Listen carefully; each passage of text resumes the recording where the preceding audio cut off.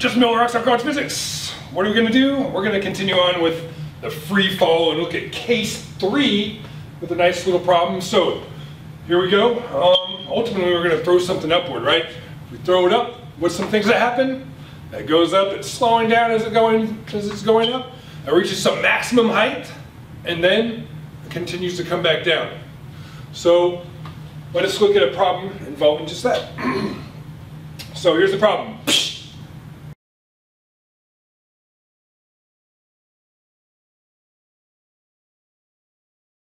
All right, so we're going to take an object and we are going to throw it upward at a rate of 7 meters per second, where it is initially 80 meters above ground level, and then we're going to ask all sorts of things about it.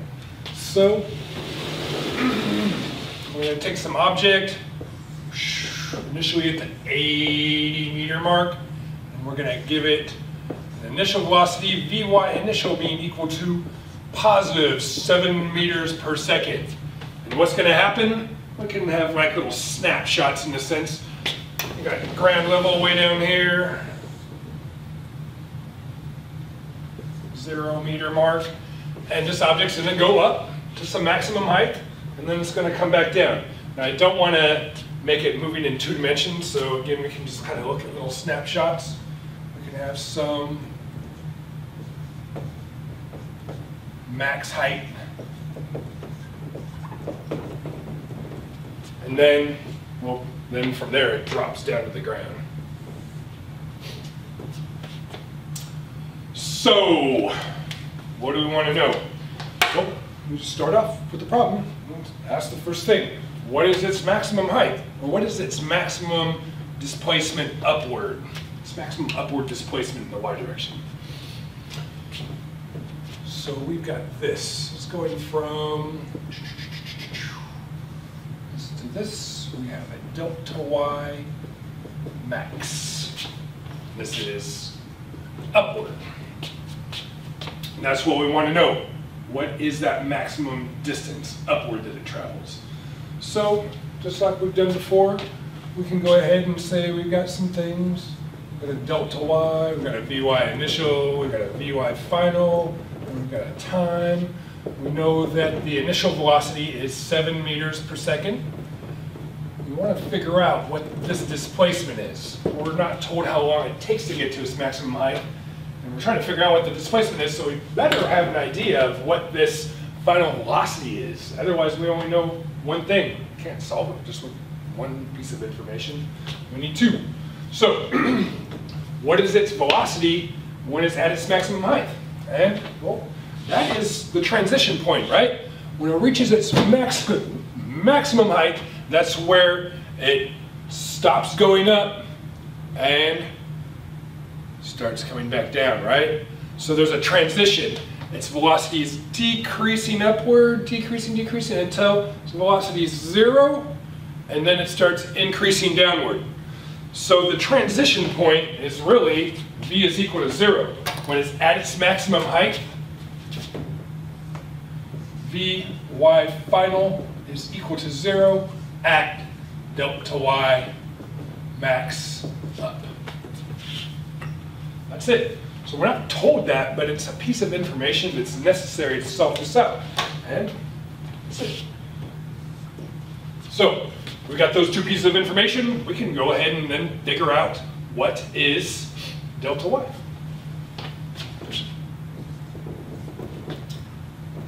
How are we going to get it? Well, we don't know anything about time, so let us look at this. Vy final squared is equal to Vy initial squared minus 2g delta y. And then what? Well, we've got a 0 there. This is 0, so we could say 0 is equal to Vy initial squared minus 2g delta y max. The velocity in the y direction being equal to 0, with this object moving upward, correlates with the maximum displacement upward. So that's why I can put in that delta y max there. So I go ahead and solve for that. I subtract this from both sides and divide by negative 2g. The negative signs cancel each other out, and we are left with delta y max is equal to Vy initial squared divided by 2g, which is then equal to 7 meters per second, quantity squared divided by 2g, where again g is just 9.8 meters per second squared. That's 7 divided by 2 times 9.8 gives us,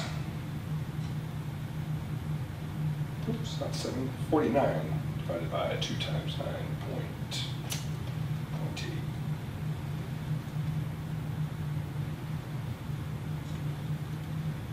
Calculator problems. All right, let's try this again. 49 divided by 2 times 9.8. There we go, 2.50. 2.50 meters. So that's how high up it goes. You throw something with an initial velocity of 7 meters per second upward, whoosh, and it will go 2.5 meters up. You throw it with an initial velocity faster than that, and it will go higher than that. Throw it slower than 7 meters per second, and it won't go as high. Really, the maximum height upward that an object under free fall travels is really determined by what is the initial velocity. That's it. So there we go. That's how high up it is, how high up it goes. So now we ask something else. What amount of time does this object take to return to the elevation from which it began? So that's this. This object starts here, it's at the 80 meter mark, and has its initial velocity up, and then whoosh, comes back down to the elevation that it started at. How long does that take? How long has it been in the air for by the time it's back at the 80 meter mark? So it goes 2.5 meters up, then 2.5 meters back down. That's what we want to know. So what do we have with this?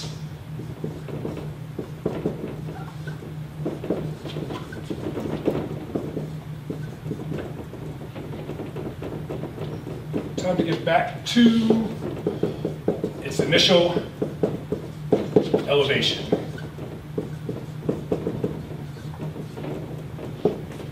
We've got ourselves delta y, vy initial, vy final, and t.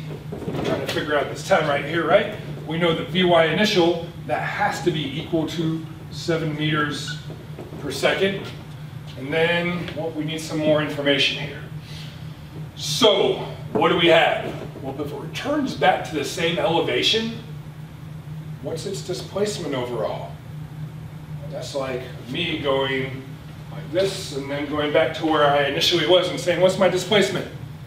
Y initial and Y final would be the same, right? We have Y final minus Y initial is equal to 80 meters minus 80 meters. We're at the 80 meter mark initially, we're at the 80 meter mark finally. Final minus initial, 0. There's the total displacement. So this is what we're interested in. How long does it take for that total displacement to be equal to 0? So we just go with it. And go ahead and try to figure this out then, right? So what do we have? We've got delta y is equal to negative 1/2 g t squared plus v yi times a t. And we want to solve this out for t, and you may go, oh shoot, got to use the quadratic formula. And the answer is, nope, not in this particular case, because delta y is equal to 0. This makes things a lot simpler. So delta y is 0, and that has to be equal to negative 1/2 g t squared plus v yi times t. And what can we do with this? We can factor a t out. We can write this as 0 is equal to t multiplied by negative 1/2 g t plus v y initial. I factored t out, and I got two separate terms. So one of the solutions to this is t is equal to 0, because 0 times whatever this is would be equal to 0. Well, t equals 0 is where it initially is when we start time. That's not the time that we're looking for. So really, we want to look at this term here. This term overall is equal to 0. It times whatever this is going to be 0 as well. So we have that 0 is going to be equal to negative 1/2 g t plus v y initial. And what do we get out of this? Well, we can solve this out for vy initial pretty easily, right? Because all we need to do is subtract vy initial from both sides and multiply by negative 2 and divide by g. So what do we get? We've got ourselves that t is equal to v Vy initial, 2Vy initial divided by G.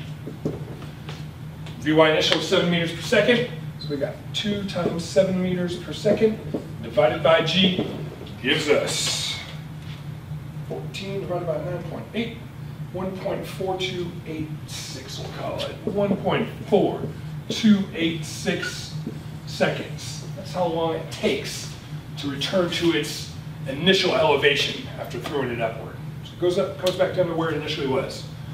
Is there another way that we could have gotten this? And the answer is, yeah, there is. There's lots of different ways. There's a couple where we can kind of piece things together. And what we're going to do is just that. We're going to piece a couple of things together so we can draw some other conclusions out of this particular type of motion here. So the total time to reach its initial elevation should also be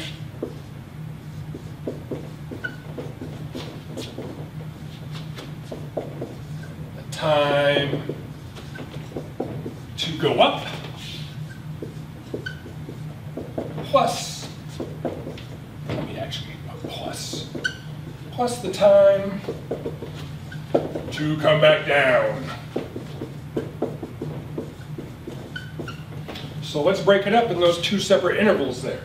Let's say, how much time does it take to go up? And how much time does it take to go back down? So we can go like this.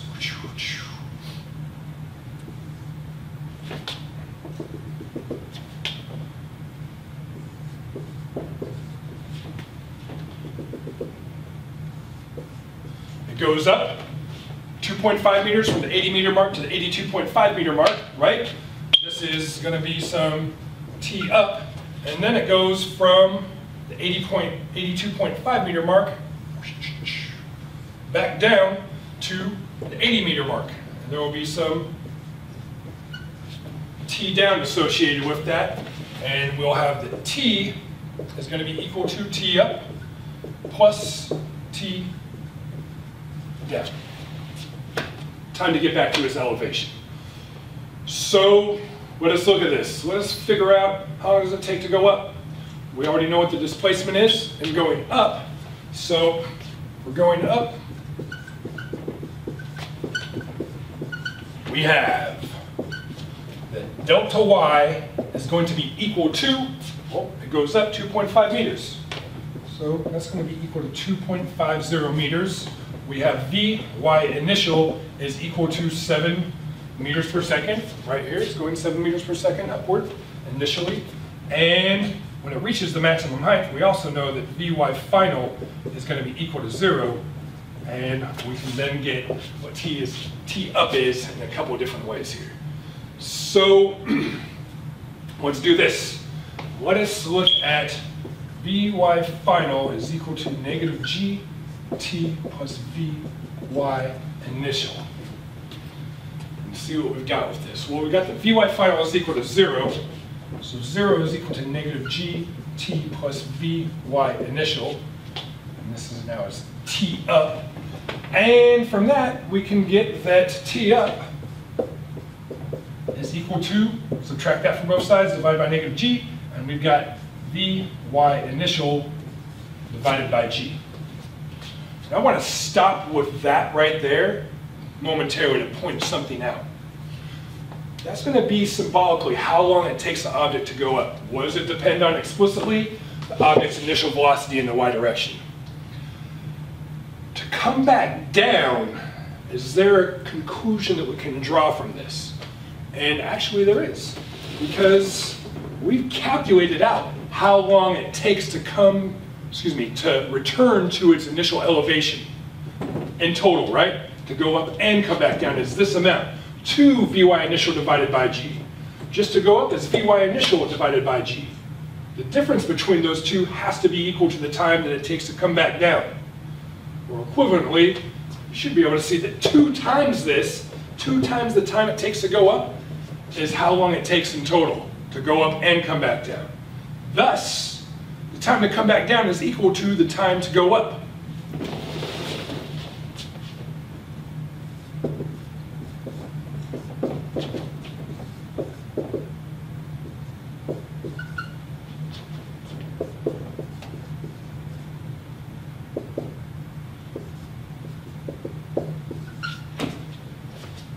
That's a nice conclusion that we can make there. And well, what's the point with that? It's nice to see there is equal displacements over equal time intervals with this object. This object goes up and comes back down by the same amount that it initially went up, and we've got equal time intervals, symmetry in time. That's wonderful. But that's only because it's coming back to the same elevation from which it began. There's something else that we could see with this.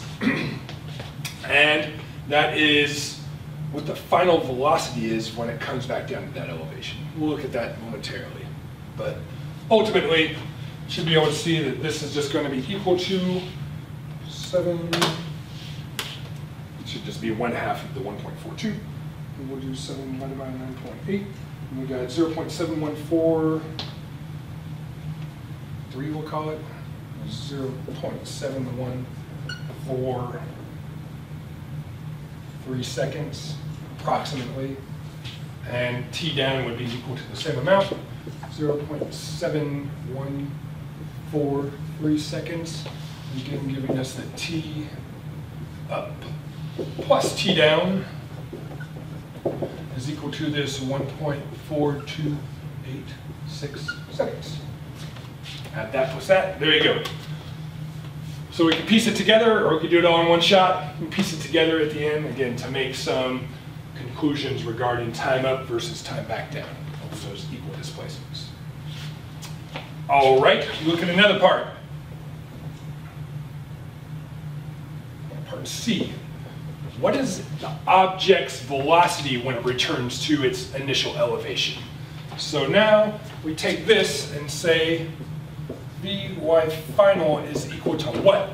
As it reaches this spot, now going downward, how fast is it going? Vy final is equal to what? When it returns to its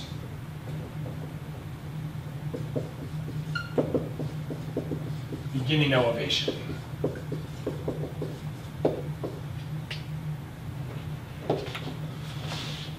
So, how are we going to get that? Well, we're still looking at this now. Kind of back with that. We've got a delta y is going to be equal to 0. We've got a Vy initial is equal to 7 meters per second. We've got a Vy final, which we're trying to find. And then we've got a time. We know the total time is the 1.4286 seconds. But let's just use these two pieces of information and see what we can get. So, independent of time, we can get its velocity. And we could say that Vy final is equal to the square root of Vy initial squared minus 2g delta y, right? And there's a plus and minus here. That's a great. Well, what can we do with this? We can note that this delta y is equal to 0. So this whole term here is equal to 0, which then gives us that Vy final is equal to plus or minus the square root of Vy initial squared. The square root of Vy initial squared is just Vy initial, right? What is that saying? Its final velocity is plus or minus mathematically what its initial velocity was. It was going up initially, now it's going down. So we have that Vy final is equal to negative Vy initial, which is then equal to negative 7 meters per second. Again, we find that there is symmetry. Symmetry in its velocity over those equal time intervals going up and coming back down. Over those equal displacements, there are equal changes in the velocity as well. Because the time up is equal to the time down, and it's the gravitational acceleration, either slowing the object up at 9.8 meters per second squared, or increasing the object's rate downward at 9.8 meters per second squared, results in the same overall changes. From 7 to 0, and then from 0 to negative 7, over those equal times, over those equal displacements. So, something else that we get out of this, which is nice. So, let us look at two last questions here. These two last questions are, what total time will this object be in the air for? How long does it take the object to reach the ground? In total, from where it starts. And what is the object's velocity as it reaches the ground? So, I'll leave that there. I remember some of this stuff, so let's just erase it.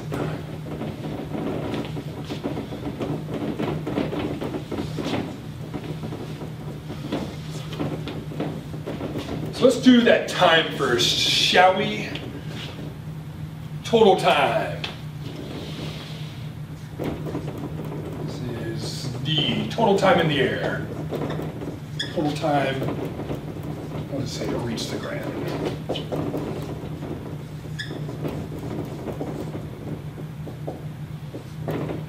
Equals of what? Well, we need a displacement.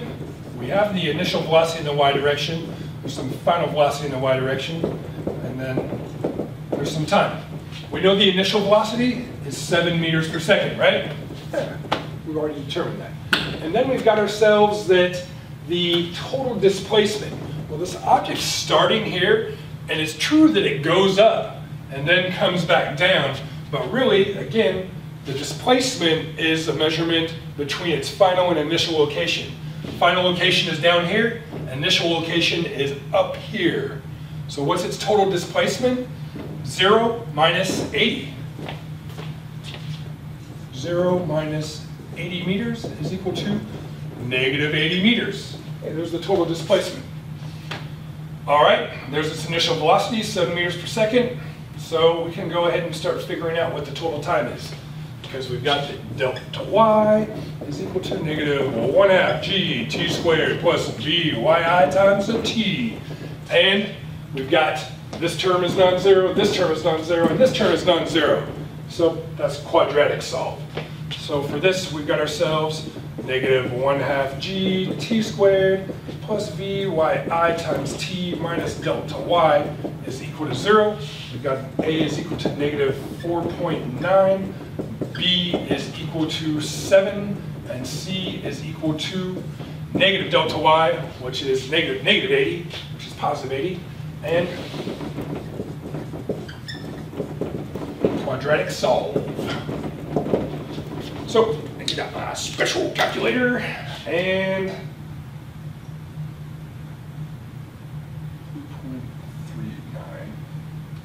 and we go negative 4.9, oops, 4.9.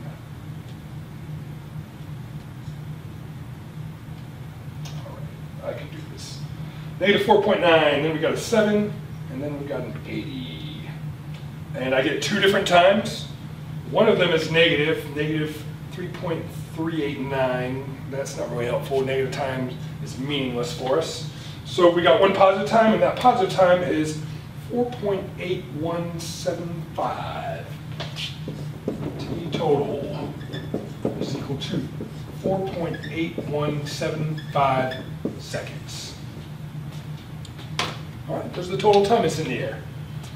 Well, actually, we already could have figured that out without even doing this, based upon the previous problem that we looked at, the case number 2. So if you recall, for case number 2, we looked at this. We had an object that was at the 80 meter mark, and we had that its velocity at that 80 meter mark was equal to negative 7 meters per second.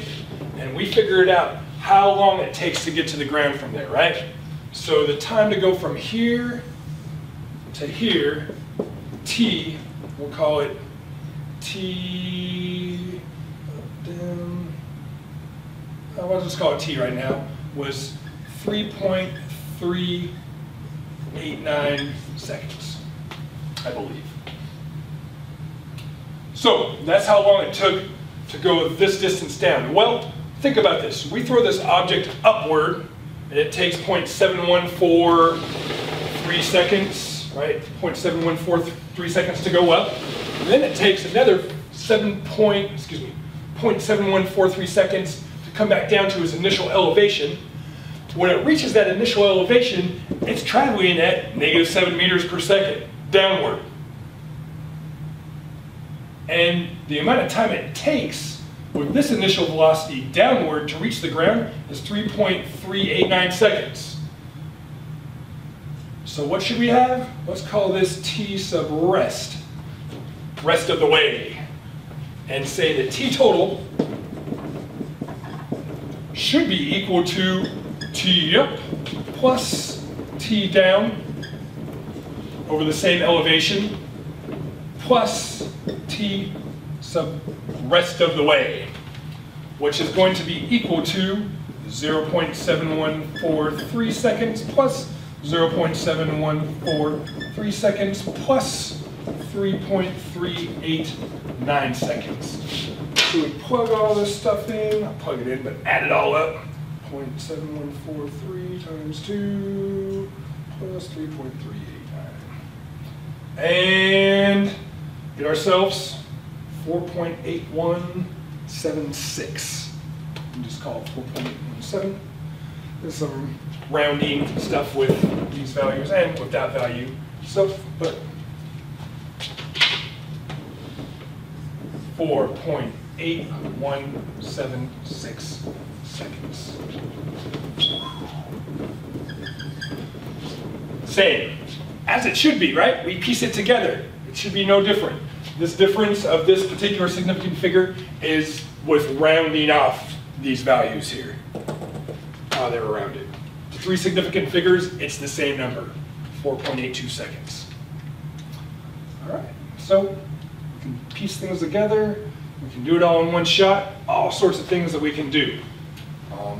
Just a matter of keeping track and making the right correlations between the initial velocity versus final velocity versus displacements and all that good stuff. So lastly, we've got one last question, and that is A, B, C, D, E. What is the object's velocity as it reaches the ground? Vy final at the ground level. And I'll tell you, we already know this. We already know. How do we already know? Well, we already know because it's got to be the same thing as when we took an object at the 80 meter mark and threw it down with an initial velocity of 7 meters per second.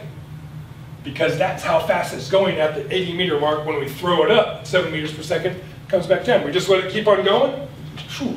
It takes 3.389 seconds from there to reach the ground. And by the time it reaches the ground, it's going, what, 40.212 meters per second. Just like we had for case number 2. We can still compute it out to see, but again, it's something we've already solved. At any rate, we do it. We do it. How do we do it? Well, we can go ahead and get our quantities here. We've got delta y, that is 80 negative meters. We've got ourselves, that's the total displacement that takes place. We've got Vy initial is equal to 7 meters per second. And we want a Vy final. We've got a time too. We could use that. Let's just use these two. Let's see what we get out of this. We've got ourselves that Vy final is equal to plus or minus the square root of Vy initial squared minus 2g delta y, which gives us the Vy final is equal to plus or minus the square root of 7 meters per second squared minus 2g delta y. Well, what's the difference really in that expression between what we have now with its initial velocity being 7 meters per second upward and what we had in case number 2 with its initial velocity being negative 7 meters per second? The only difference is this term right here. We have a negative sign there, but we're squaring it. That negative sign goes away. Negative sign is irrelevant. Calculate this out. And it's going to be 40.212, just like before. I already know it. I don't even got to put it in my calculator. Put it in yours and verify it. That's great. So what do we get? Well, we have to have that it's negative because it's going down. Negative 40.212 meters per second. That's it. So we piece things together. We have some other information. A really good problem. Lots of things going on. So there's problems where we have initial velocities upward, are nice holistic types of problems. Often we're interested in how high up it goes, maximum displacement in the y direction upward, how long it's in the air for, how long it takes to reach its maximum height, all that good stuff. But that's it. Doing some free fall, still just constant acceleration, and we move forward from here. So that's it for now, and there's more to come. Lots more. Oof. Just the surface of things. Have a good one. See you next time.